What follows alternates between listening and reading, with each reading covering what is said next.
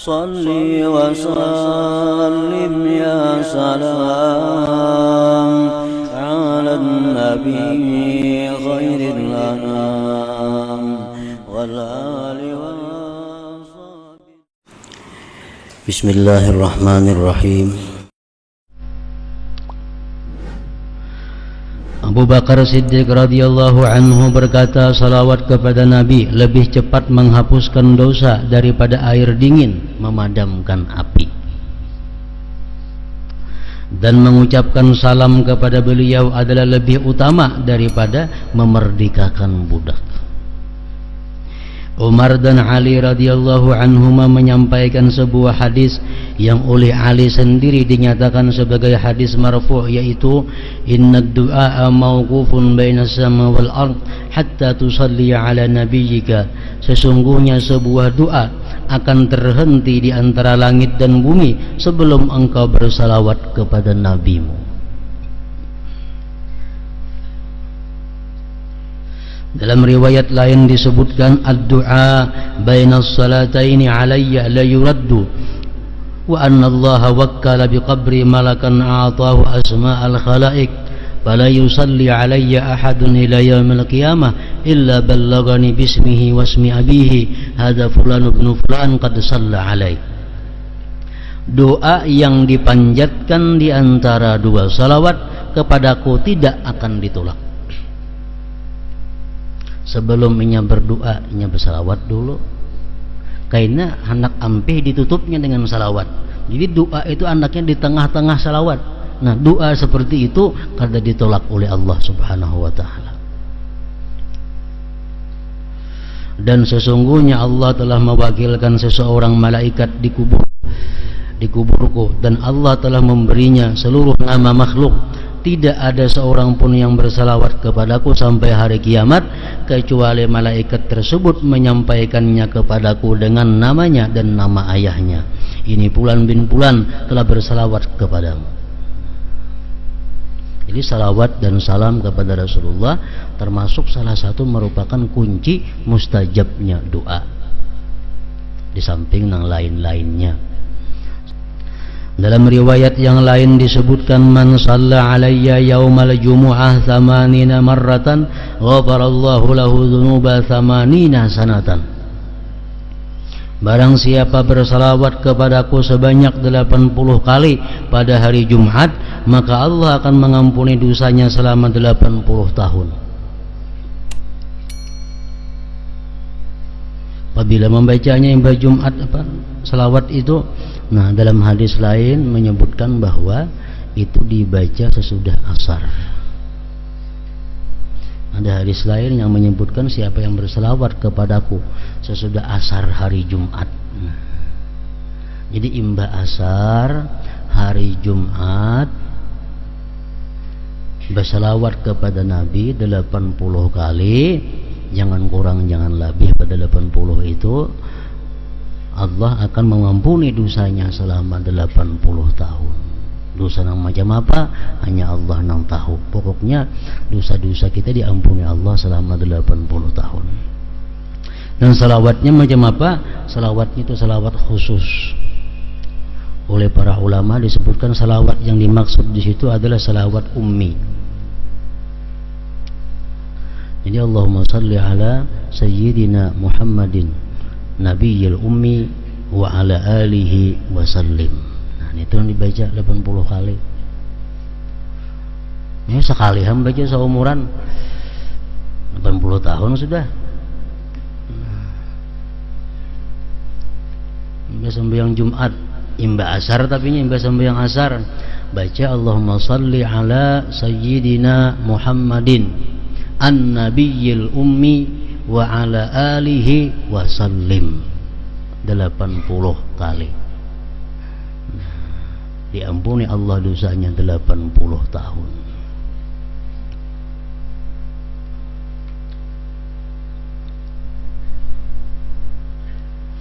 Jadi ujar para ulama mengatakan kalau ada kita mendengar hadis-hadis atau yang lainnya tentang bicara fadilatul amal, keutamaan amal, kita dituntut mengamalkan itu walaupun sekali seumur hidup.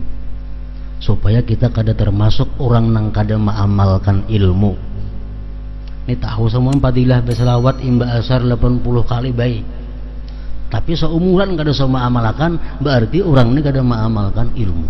Kalau dia pernah mengamalkan walau cuma sekali, terlepas daripada orang yang tidak mengamalkan ilmu, khususnya ilmu itu. Allahumma salli ala Sayyidina Muhammad an-nabiyil ummi wa ala alihi wa sallim. Nah, 80 kali ba'dal asar, sesudah asar. Allah Ta'ala mewahyukan, ya ayyuhalladzina amanu sallu alaihi wa sallimu taslima. Suratul Ahzab ayat 56. Wahai orang-orang yang beriman, bersalawatlah kepada Nabi dan ucapkanlah salam penghormatan kepadanya. Dalam ayat ini Allah Ta'ala memerintahkan kita untuk bersalawat kepada Nabi Muhammad sallallahu alaihi wasallam. Perintah ini adalah perintah wajib. Para ulama sepakat bahwa salawat kepada Rasulullah sallallahu alaihi wasallam ini memang hukumnya wajib.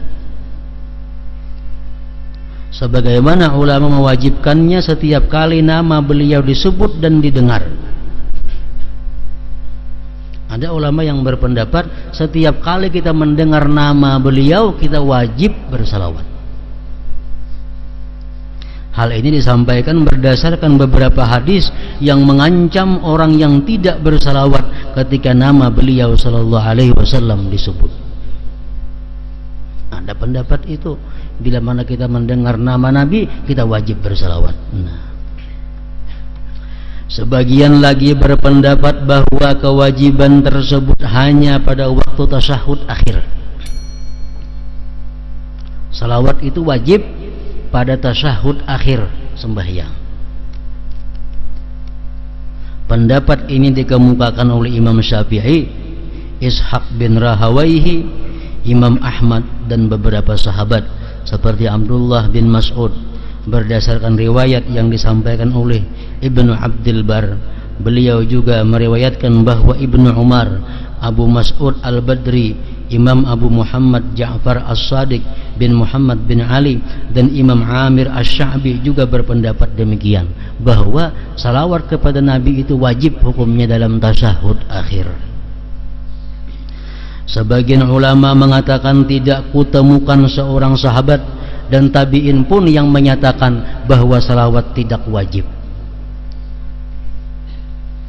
kecuali An-Nakhai yang mengatakan bahwa salawat itu tidak wajib. Sebagaimana ulama sepakat bahwa pembacaan salawat tersebut hanya disyariatkan pada waktu tasyahud dan salat jenazah. Salat jenazah wajib juga, rukun kalau tuh sembahyang kifayah. Rukun pertama baca Fatihah, Allahu Akbar, yang kedua salawat kepada Nabi. Hanya saja mereka berbeda pendapat mengenai hukum membacanya wajib atau mustahab sunat. Ulama sepakat bahwa dalam tasyahud akhir mesti ada salawat, dalam sembahyang jenazah mesti ada salawat, itu sepakat. Cuma hukumnya mereka khilaf, ada mengatakan wajib, ada mengatakan sunat. Nah, kalau imam kita Syafi'i mengatakan wajib. Waktu-waktu untuk bersalawat menurut sebahagian ulama, saat yang paling dianjurkan untuk membaca salawat adalah pada waktu tasyahud awal. Sunat ab'ad,